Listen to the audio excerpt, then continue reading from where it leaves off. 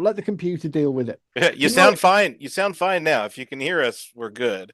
I'm good. Let's get this thing rolling. Okay. Before I kill myself. All right, starting a live stream now.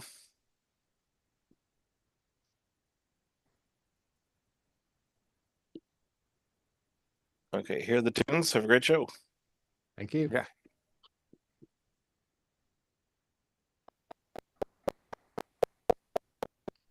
That's not me. Oh, that was me. Jeez. I don't know. Whatever. Sound like one of those voice boxes. How can it install hardware on a different computer? You can't do that, can it? Yeah, well, it's working. Yes, it can. You're muttering now. All right, here we go. For real this Now time. break it up now, so I don't.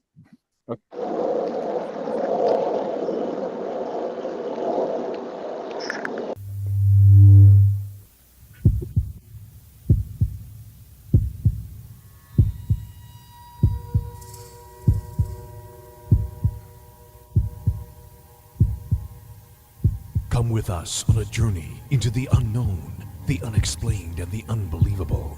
We will test your senses and challenge your beliefs. A world where science and religion clash. Or do they? You will meet real people and hear real stories, but you will not believe. You will witness strange sights and hear strange sounds, but you will not believe. This is the New England Ghost Project. Welcome to the nightmare.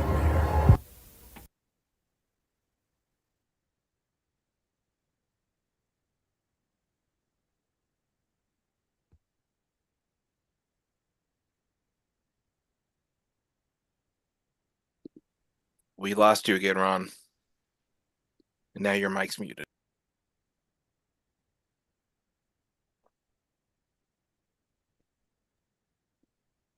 It's unmuted. Can you say something?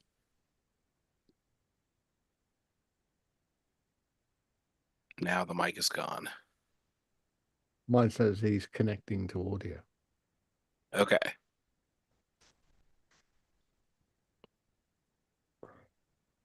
I'm sorry, Crystal. Bear with us. No worries. Might get a night off. You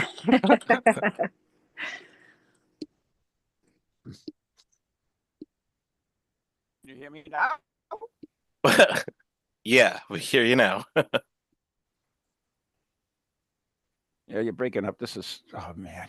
That's perfect. Don't touch anything. Yeah, it's your show. You wanted to know about Bigfoot. Crystal's our guest. Crystal, we on by any chance? Have we started? We've started. It sounds awful. We though. started? I can barely understand you, Ron. Call me on the freaking phone. Yeah, that's what I'm gonna do. We'll restart this one. Yes. Take 5. Thank God. It's the same every week. How come I can hear you now? And I'm not even got the headset on. What the hell? That ghost in my house. No, we got you in the house. Where are we?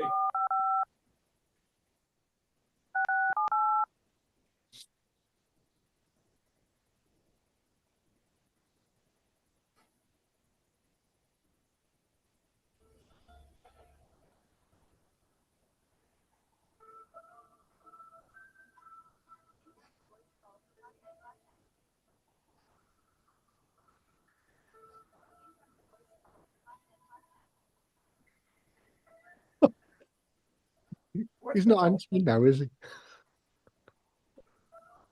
Where are you? Well, we can hear the X-Files ringtone. All I like that ringtone. I tried to call your phone. Oh, here we go. Jeez.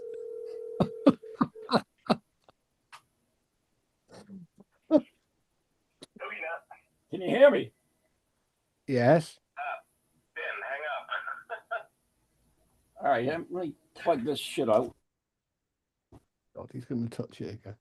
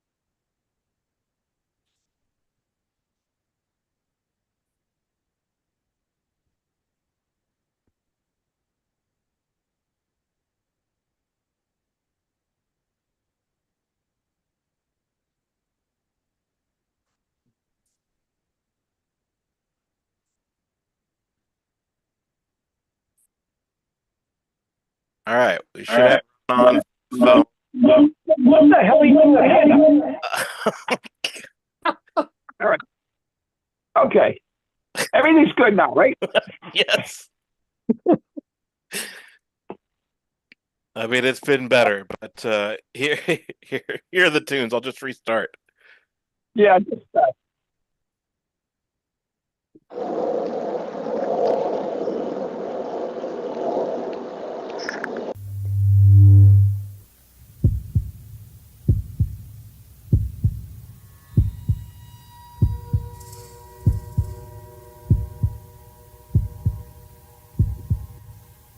Come with us on a journey into the unknown, the unexplained, and the unbelievable. We will test your senses and challenge your beliefs. A world where science and religion clash. Or do they? You will meet real people and hear real stories, but you will not believe. You will witness strange sights and hear strange sounds, but you will not believe. This is the New England Ghost Project. Welcome to the nightmare. good evening, everyone, and welcome to Ghost Chronicles International. I am Ron Cohen, perhaps. I'm not sure anymore. Try to start the show, but I think we had interference from 31 Atlas. I'm not sure, but it could be. Anyways, with me is my co-host, the Ghost Standing and Ghost Hunting, the God of Infrasound, Steve Parsons. Good evening, at last.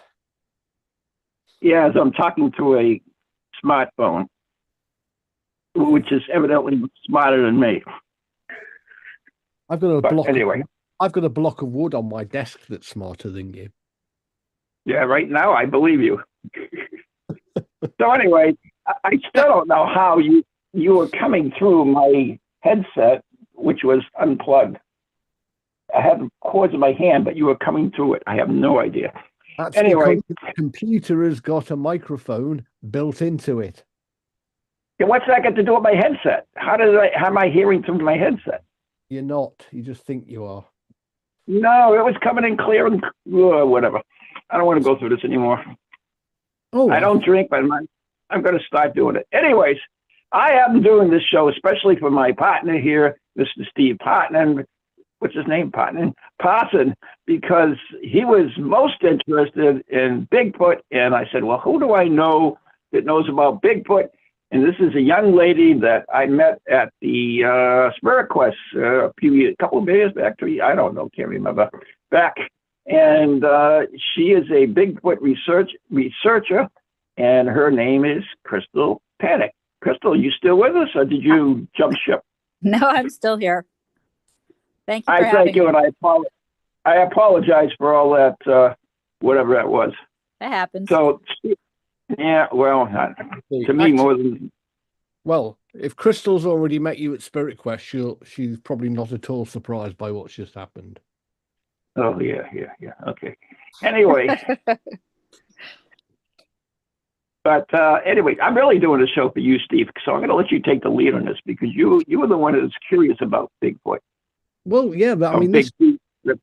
big feet. Is that a plural? Yeah, Anyway, Yeah, it must be. You got 2 feet. well, I'll take the lead if you shut up. Okay. Thank you.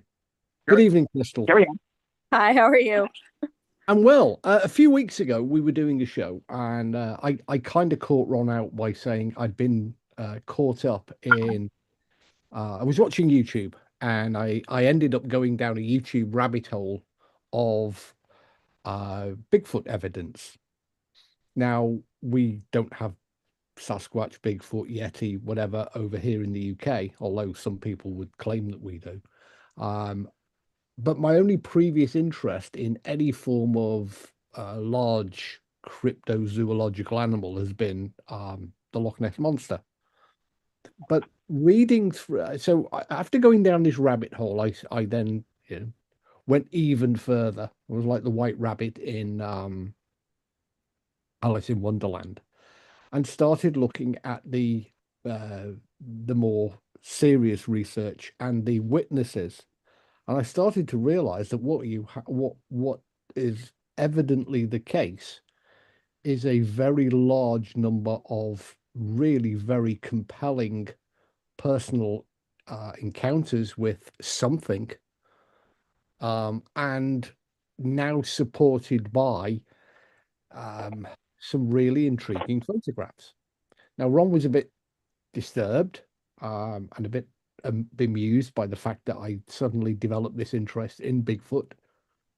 And I suggested that we should maybe get an expert on the show to try and talk or help me understand it, because at the moment I like to sit on the fence, but I must admit I'm climbing down into there is Bigfoot. Bigfoot is real territory. Well, I like you on this side of the fence. Am I on the correct side here? No. With you as a shut up, Ron. With you as a researcher. A lot of people, I guess maybe I should first introduce myself. I always like to say that there are no true experts in Bigfooting. Bigfooting. We're I'm sorry. knowledgeable, but we really don't know what we're studying yet.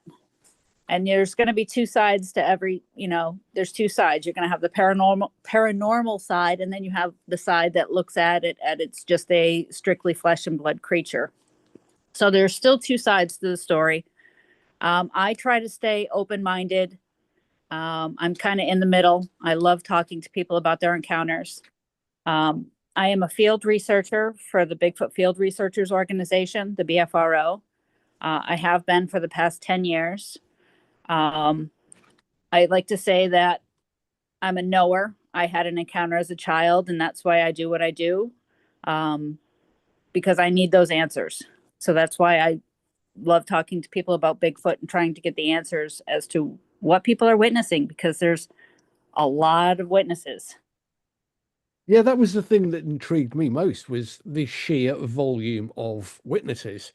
But not just, you've got these subjective, I saw, I claim to have seen, or I had an encounter with, but increasingly they are now being supported by objective evidence in the form of photography, videography, audio recordings, which I think is really quite compelling in some cases, particularly some of the more recent ones that evidently have not been filmed on a potato. Right. I mean, what? It's hard though too lately with a lot of AI stuff that's coming out now. Yeah, I'm aware. We've done shows on the abilities and capabilities of AI, but let's just keep. What? So you mentioned that you had an encounter. So for my benefit, if you feel comfortable, can you briefly run us through that? Sure. My encounter actually took place in upstate New York, in Oswego, New York, in 1978. You're going to hear my age here. I was 6 years old at the time that this happened. I have a twin, and we had gotten home one night, and my mom went to go into the house. And as she walked in, she noticed that the back door had been practically ripped off the hinges. Where my encounter was there's, even to this day, there's still nothing back there. It was 3 trailers. Ours was closest to the woods, and there's still nothing back there but swamps, apple orchards, farms. But she rushed us back out to the car. The police came. I should say the sheriff's office came, checked the house out. Nothing was stolen. And, we just went back in the house. And my twin and I, our bedroom was directly across the hall from where this door was busted open. So you had the busted door, a hallway, and then our bedroom door. And my twin and I were on bunk beds in that room. So, we had gone to bed. I don't know what time it was, but I woke to my sister calling my name, Crystal, Crystal. And I sat up. I was on the top bunk. And as I sat up, there was a large, hairy creature standing in our doorway to our bedroom. Large creature. It was just backlit by the hall light. And I was so terrified I couldn't climb down the front of the bed. So I squeezed myself between the wall and the bed and got down to the lower bunk. And she and I just sat huddled. And this is kind of where it gets weird. It started to walk into the room. And as it started walking in, both my twin and I, everything went black. We don't recall anything that happened that night. The next day in the morning, we were still huddled in that lower bunk. We got up and scurried down the hallway into the living room. And in the living room, there was a big bay window that overlooked the backyard. And in the backyard, there was this old vehicle in the backyard.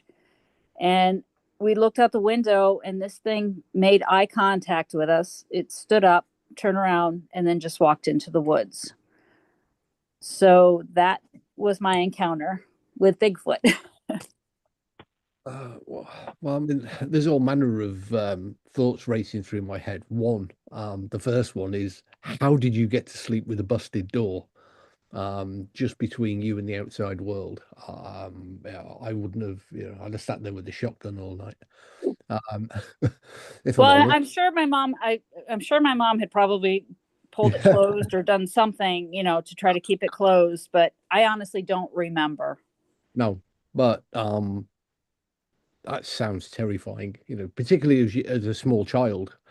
And somewhat reminiscent of an encounter. I think it was an Alaskan encounter where there were 3 hunters who were out in the woods, and that they had encountered, they claimed 3 Bigfoot, which circled the cabin and tried to smash their way into it back in, I think, the 60s. I mean, the details, there were so many sightings that I was working my way through. Some of them may get mixed up, but it was, I can't imagine. I mean, I saw on the video recording of how terrified they were, and they were grown adults and they were armed. Yeah, it for the longest time, whenever I would retell the encounter, I would cry because it was very emotional. And I have to say, I guess it was, I don't remember how long ago it was. My twin and I actually flew out to Minnesota to be hypnotized for the Doug Hychek Sasquatch Legend Meets Science 2. And she unfortunately wasn't able to undergo the hypnosis, but I did. And that was a 6+ hour session of me just crying. Let's see, I think I had a panic attack at one point. And I really just remember, what came out from, I don't know what they're going to share in the Sasquatch Legend Meets Science, but mostly it was eyes and hearing, it's okay. So I don't know what to make of that. I would still like to have some more sessions to undergo to try to remember everything, but it was a 6-hour session that was not pleasant. So is that, I mean, after such a terrifying encounter, was that your motivator to study the phenomena, to try and understand your own experience, or is it perhaps, is it actually related to your current interest? Well, I think for me, what it boiled down to is we had told my mom about what had happened, and she shared with us that she had an encounter in those same exact woods when she was a little girl. And then I know it sounds weird because so many people are like, it's such a rarity, I think, to see a Bigfoot or hear a Bigfoot, that when living here where I am now in New Hampshire, I was working at home and I was on the phone, and my daughter, she was 5 at the time, was out playing in the living room. And next thing I know, she's beating on my door, and I'm on the phone with a customer. And finally I told the gentleman, let me call you back. So I opened the door to yell at her, like, mom's working. What are you doing? And she clung on to me. And then when she said a big hairy man just walked by the window, that's really what sparked my passion. Like, because we never talked about this growing up. We weren't, this was kind of taboo. No, we weren't supposed to talk about it. Nobody was supposed to know about it. And then when my daughter had her sighting, that's when I said, that's it. There's something out there, and I need to talk to people, and I need to figure out what are people seeing. So that's really what drove me to start doing what I'm doing today. You mentioned paranormal earlier, when you were talking about before you get into that, Steve, I just wanted to give you an update on that cabin. It was an ape canyon in the Plains of Abraham in Washington State. It was in 1924 when a group of miners saw a hairy creature 7 foot tall. They shot him 3 times and he fell off a cliff. Later that night, a group of these animals came back and pounded the cabin with boulders and attacked the walls trying to get in. They left footprints, and that's the most famous attack by Bigfoot. Go ahead. Yeah. I'm sorry. That's not the one I'm referring to. I was referring to a different encounter that was Portlock, Alaska. They probably okay. I'm not going to get into that. But it was the 1960s. But what was that? That wasn't me. That was a strange noise. Bigfoot. We just got time to throw in one question before the ads. But you mentioned the word paranormal before, and then in your descriptions, you said that your mum, yourself, and then your daughter all had encounters at a very early age. Is that kind of implying that there is some sort of suggestion that it might be a paranormal phenomena? Or because what I'm getting very much from the rabbit hole is that what my take on it is that it is a real living animate creature that just has decided to elude researchers. What I saw was flesh and blood. I didn't see it disappear. It just turned around and walked into the woods afterwards. So I misunderstood then, that I thought you were implying that perhaps youngsters have a greater likelihood due to some No, you know what? I don't know. And I think it's odd that there were several of us, different generations in our family, who have seen it. But I think there's a lot more in upstate New York than people think. So, I mean, I know that my grandfather had made a comment before he passed away that they had an encounter. But again, it's all in that same area. Right. In upstate New York. I'm with you. because this was the thing that I was getting very much, is that rather like, if you ask the American population how many people have seen a cougar or a mountain lion, I imagine the majority of Americans will say no, but we all happily accept that they're there. We have kangaroos native in the UK, but not very many people have seen them. And I imagine a creature that, even though it's large, it does seem to be somewhat intelligent. It could easily, America is a very big place. And there seems to be plenty of places it could go if it didn't want to interact with people. So I'm very much at the moment of the mindset, from the very minuscule amount of research that I've been doing over the past 2 to 3 weeks, is that you've got a big, hairy, 7-foot creature wandering around in America. Right. I 100% believe that. I like to say that they're like the masters of their domain. I mean, there's been lots of reports where people have seen a Sasquatch standing there, and then the Sasquatch will drop and like cover its head with its arms and kind of make itself smaller. And then it's almost like you can't see them anymore because they blend in with their environment. Yeah.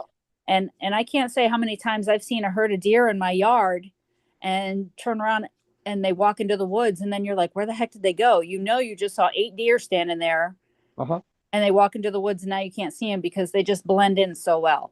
No, I'm with you on this, but we'll have to return to this after we have a brief word from our sponsors. Okay. I'm going to hand back to Ron. God help us. Excuse me if I have man flu, so if I'm sniffing. Yeah, good. Anyways, you're listening to Ghost Chronicles International right here on TogiNet and Pararex Radio, and I am Ron Kohler. That is Steve Parsons, and with us as our special guest, Crystal Panic from Bigfoot People thingy. Anyway, we're brought to you by Circles of Wisdom, 386 Merrimack Street, Methuen, Massachusetts, the Gallant Messier Family Law Group, 55 High Street, North Andover, Massachusetts, and our very good friends at Ghost Chronicles Radio on Patreon. We'll be right back.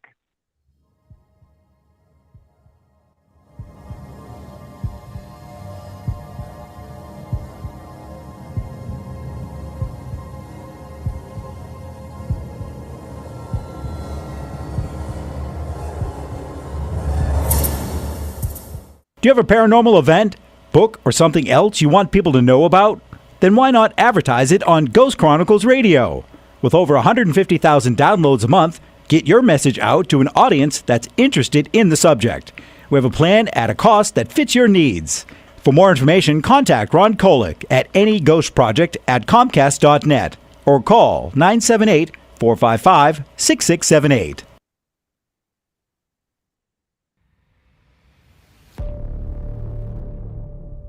Located in Illinois, there lies a sleepy little town where nothing is a common occurrence. You going to that party in town tonight? Heck yeah! I only turned 18 once. That is until the night of celebration. Where the hell is she? Oh no.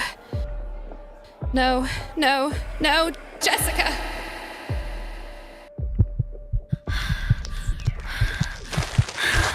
What's happening?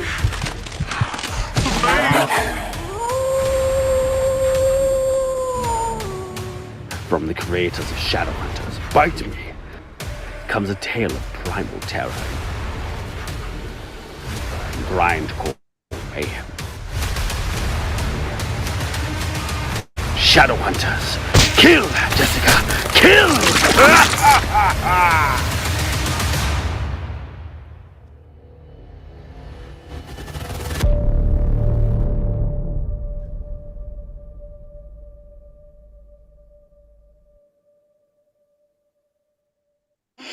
Are you reading me? Come in. Hello? Greetings from the Shadow, and welcome to Shadowzine. My name is Jeff Belanger. I'm an author, podcaster, and explorer of the unexplained. For 30 years, I've been investigating the paranormal, UFOs, monsters, and things that bump in the night. Lately, you may have noticed how major TV networks and even social media networks have been pushing our favorite subject back into the shadows. I say good. That's why I launched Shadowzine, a monthly underground publication that covers your favorite topics in depth by some of the leading writers and researchers out there. If you're looking for 30-second TikTok clips, go somewhere else. If you're ready for a deeper dive, put down your phone and pick up Shadowzine. You can't find it in stores. This is old school print. Head to shadowzine.com and be part of the underground revolution. That's shadowzine.com, and I'll see you in the shadow.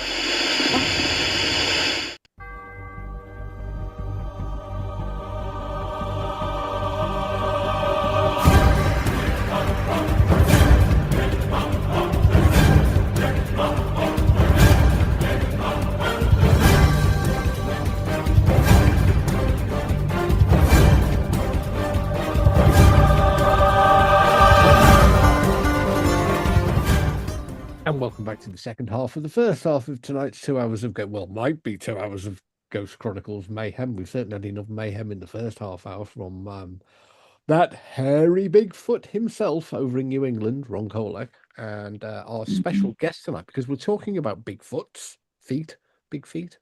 I guess that's the plural. Crystal Planet. Bigfoots. Who is a Bigfoot researcher out in New Hampshire. And during the ads, I was just scrolling down a list of recent, a list of sightings. I mean, right the way from the Patterson Gimlin, Bob Gimlin's film, all the way. You know, I mean, there doesn't appear to be many states in the USA that don't have Bigfoot sightings. And there aren't many states that have ghost sightings either. We're not doing ghosts. No, but I'm saying you find what you're looking for, basically. And the 4 men in the Alaskan cabin, by the way, was for a TV show, and it was believed that they did copycatted the Ape Canyon one. That was Snell. That was Doug Hychak and Dr. Meldrum. They went out to Snell Grove Lake. That one? No. This is another one. This is Keaton Settle, Craig, Jay Brewster, and Kyle McDowell. I'm getting a bit of a feeling here that, Ron, you have a different perspective on Bigfoot. No, you're always the critic on ghosts, so I just figured I'd be the critic on Bigfoot. That's all. Okay. Well, all right. Well, let me ask you a question, Ron. Oh, please do. Because you said you came into the opening by saying how many states in America don't have ghost sightings. I did. Yeah. Okay, so I'm looking down the list of objective evidence here, and we have photography. Oh, you got to define that. You just can't say objective. Well, objective, i.e., it's been done by a machine, taken with a camera, a video camera, a sound recorder. The type of. So how many states don't have UFOs? How many states don't have ghosts? I mean, you find what you want. It's how you interpret the evidence. I have to say, too, if you look at the BFRO website for New Hampshire, we only have like 16 or 20 public cases. But in reality, I have several hundred cases. Yeah. Because up here where we live, Bigfoot's not a big thing. I think it's becoming more, more acceptable. People are accepting that Bigfoot exists, or now they're coming out and sharing their encounters. But people don't want their sightings made public, and that's why on the database for the BFRO for New Hampshire, the public database, there are such few cases. But if in reality we have hundreds of cases within the state of New Hampshire. I'm looking at the list here of the types of equipment that's been employed on the evidence captured, and you've got thermal imaging footage of. Now, thermal images, as we both know, are pretty complicated and reliable pieces of technology, and can If you know see, what you're doing with it and how to read it. and are, we use them ourselves with ghost research. Right. But what I'm getting here is a lot of credible witnesses experiencing something. Now, clearly, you would be foolish to say that some of them aren't erroneous. Some of them aren't bears or moose or other large hairy creatures that we know live in the woods. But I think there is sufficient here. I mean, if we go Show along me the body. Show me the body. show me a Unlike ghost. ghosts, we don't have to, because we know that ghosts don't exist on our plane, but Bigfoot we see, we can smell. Why don't we have the body? And why don't we ask Crystal? Wait a minute. Why don't we ask All right, Crystal that? Since here's my take on that. I know what I'm it's a going to be trapper. too. I'm in the woods a lot. I go trapping, and I've never seen a bear carcass or a deer carcass. I've seen maybe a few bones. And something as large as a bear can disappear in the woods in just a few days.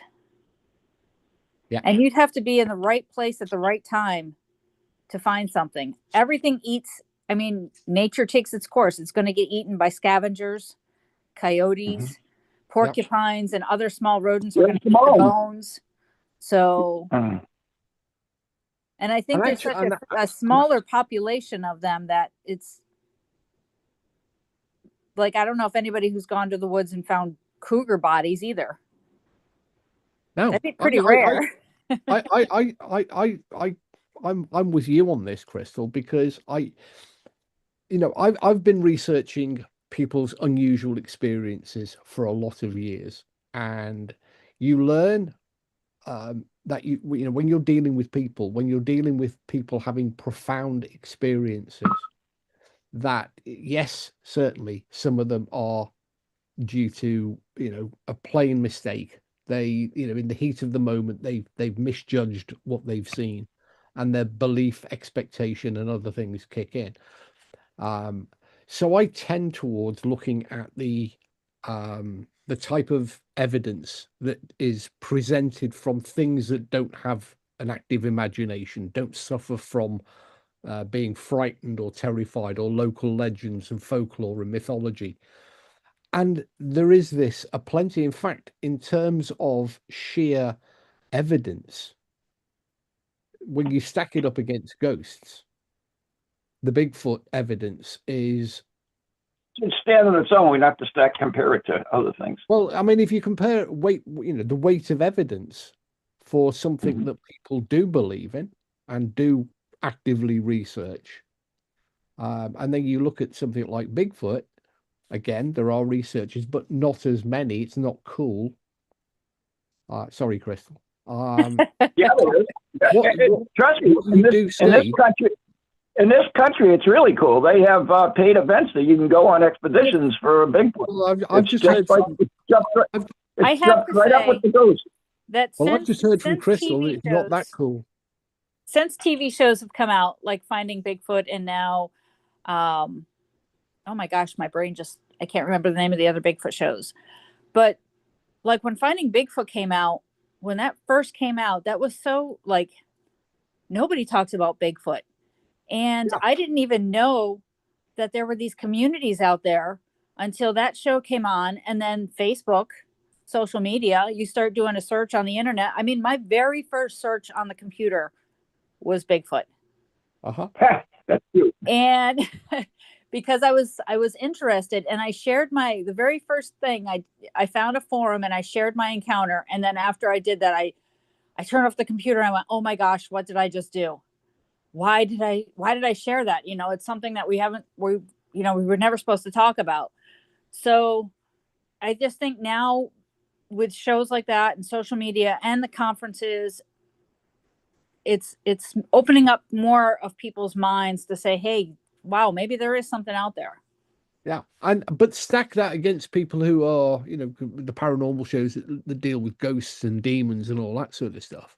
The Bigfoot really isn't, he's not an A-list player yet. UFOs are taking over that. I have to agree with Ron on that. But I also do paranormal. I haven't done it in a while, but I used to be a paranormal investigator as well. I miss it. Well, you missed anyway. I'm going to let you talk to her because I don't want to, wreck this conversation. I'm just was trying to be devil's advocate on this. And before you disappear back into the woods, so what is your view of the Bigfoot? People are just like Crystal. I believe Crystal believes what she saw, but stop using my lie. No, don't use my lie. Oh, bite me. I'll use it if I want to. So I do believe that she saw what they saw, and there are other people that, same with UFOs. People believe what they saw, and same with ghosts. Everything we see is filtered to ourselves. So I mean, that's our reality. So I'm not saying one way or the other whether it exists or not. I don't believe we have proof that it does exist. That's all I'm saying. If somebody brings up interdimensional beings, I'm going to scream. There are people that believe that. I have to concur with Ron there. I don't think we're. I think you sieve it down to the lowest common denominator, and what you have is, I think, fairly overwhelming, compelling evidence of a large, mostly bipedal, hairy, 7 to 12 foot tall critter wandering round in the wilderness of the United States and other parts of the world. Okay, yep, I agree with that. And I don't think we need a body because, as Crystal said, we know there are plenty of very large species of animal, and we don't have bodies for. I mean, how many blue whale bodies get washed up? How many? We do have them. The thing is, we do have them, Steve. Yeah, but we know here in the UK that we have populations of non-native creatures, but no, we don't get bodies. We don't see dead kangaroos lying on the side of the road. Or so how do you prove these? Because they get eaten. They get, as Crystal so rightly pointed out, nature reclaims them. They get recycled. Yeah. All right, carry on. Anyway, sorry, Crystal. One point that there are a lot of reports of trackways. People will find footprints and tracks, and casts will be made, and they will find. Dr. Meldrum was an amazing advocate for the Bigfoot community, and it's unfortunate with his passing because I hope that there's going to be others who will take over the role that he had in track, footprints and casts and things like that. I mean, to be able to find dermal ridges and things like that, to me, that's more proof. I mean, that's why I don't understand why science, they can say a dinosaur exists because they found one track, but there's reports of footprints or trackways. They find bones, Crystal, they find bones. Yeah, but here's the thing. We do have hair samples that have gone out. And I actually just submitted one last year to a university. I'm waiting for the results to come back. But there's studies going out now for hair to try to figure out what hair, these certain hairs and things. So, I mean, I think the evidence is out there, and for some reason, it's just like the UFO stuff. They didn't want to say that UFOs exist, but with technology coming out and more videos and trail cameras out there, hopefully we can get away from the AI crap that's out there. Yeah. But I mean, the problem with mainstream science is they usually have to be dragged kicking and screaming before they'll even look at anything that's slightly, paranormal. Right. But going back to the casts, it was interesting because one of the things I found most interesting, and it may have been the doctor that you just referred to, was looking at the casts and had identified certain malformations that were caused by an injury, and said that these are characteristic bone injuries that we recognise, and they are evident in the cast, showing that this creature had at some point hurt its and was walking, had damaged its foot And Right. So I mean, in terms of hard evidence, I think we're in. I think we have enough. We have the subjective accounts, which the skeptics can dismiss, and will always continue to do so. People like Ron. Always. Yep. But I think if you look at the hard evidence from trail cams, from videos, from thermal images, from other recording devices, then I think we've passed the threshold of and I think we should move into the phase now of, okay, we accept that there is something there. What is it? And we funding is required to conduct large scale research, properly funded research to identify this new species. Right. I don't want to I don't want them to find a body. And I know it would answer a lot of questions, but then I think that also might hinder people being able to go out in the woods and look for these creatures, because then is it considered an extinct animal? Well, is so it? I don't know. There's a lot of questions. Well, would it's not on any list of extinct animals.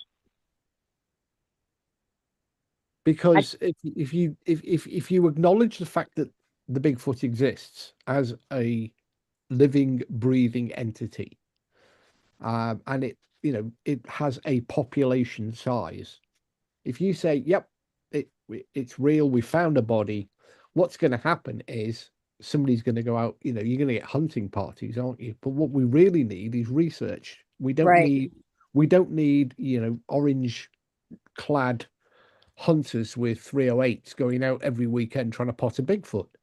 Right. I mean, So hunters have spotted Bigfoot issues. And they've all, said the same thing. I didn't know what I was looking. I mean, it was very human looking. I was afraid to shoot it because it looked very human like. And they shoot humans in America. just saying. No comment. They would be round. If they were in America, they would be large, round wise. Not sure what. Just saying.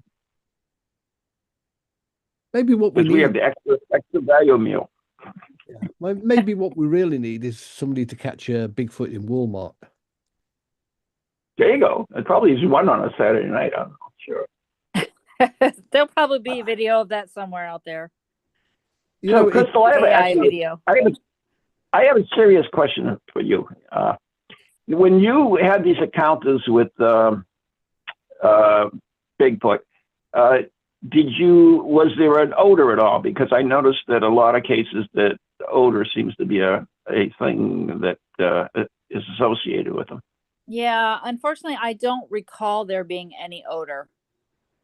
And when I look back at it now, I'm thinking it had to have been more of a juvenile, because it just happened to fit the frame, the size of the door in the trailer. So, how tall is a door in a trailer? 6.5, 7 feet, if that. So it had to have been a smaller size, but you could see the hair, backlit by the light behind it. And it was just this large, hairy creature. The other thing that we haven't touched upon at all tonight is the historical accounts for Bigfoot. You have the native American population, where the Bigfoot it's not questioned at all. They've encountered it for hundreds of years, and they simply accept it as something that's in the woods. Yep.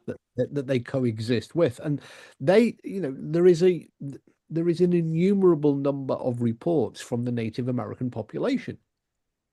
Right. And stories about Bigfoots, and yep. Yep. So, I mean, Ron, you can't throw this away. Oh, I'm not throwing it away. I'm just saying I'm not ready to boiling it down to a pile of bones and some fur and saying, bring us the body. bring me some bones and I'll be happy.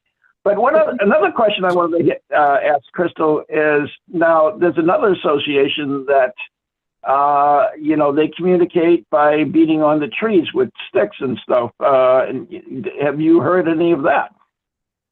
I've heard that, and it seems to always be in threes, like 3 knocks or 3 claps. Yeah. So I think that it is a way. How do I describe this? People talk about, like, they go out in the woods and they're looking for Bigfoot, and they will do a call, and then they'll hear a tree knock, and then everything goes silent.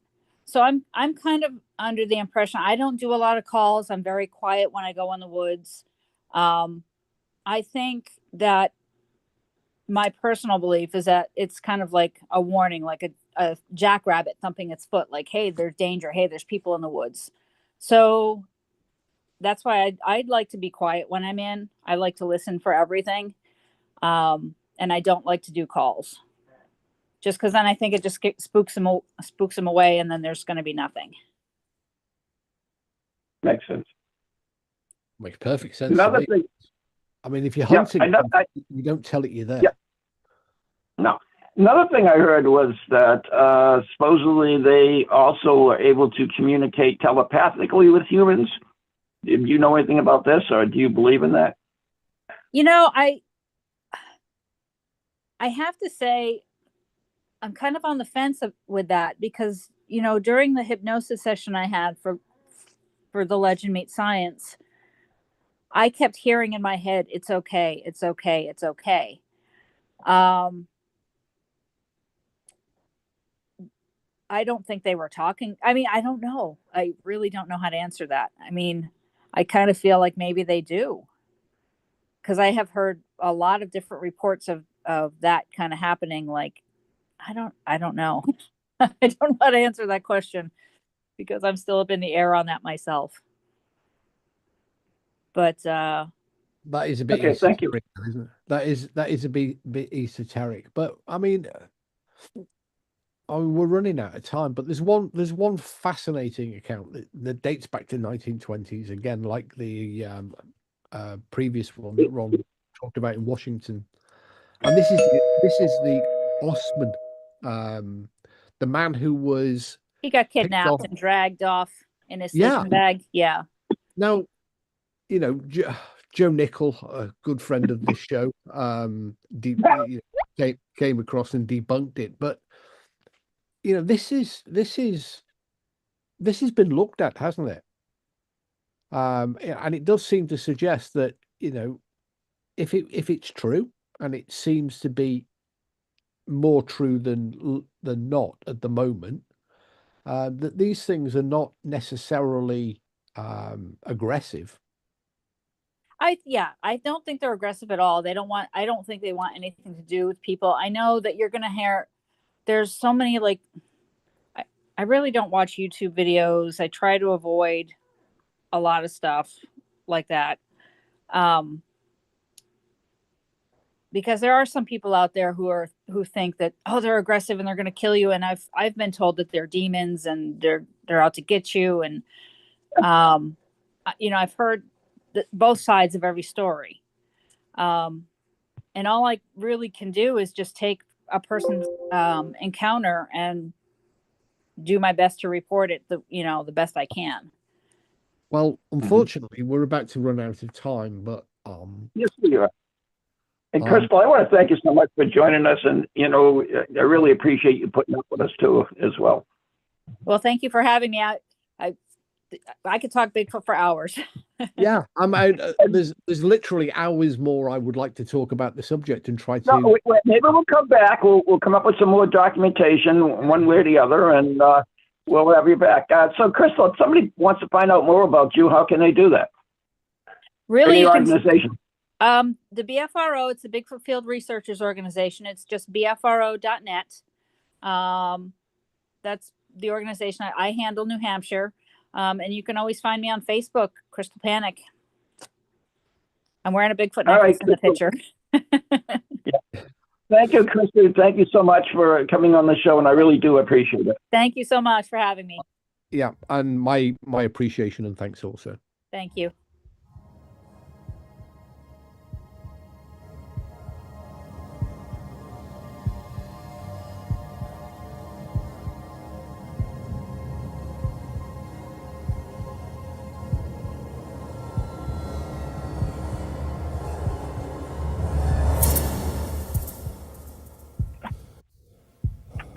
From goalies to ghosties, long-leggedy beasties, and things that go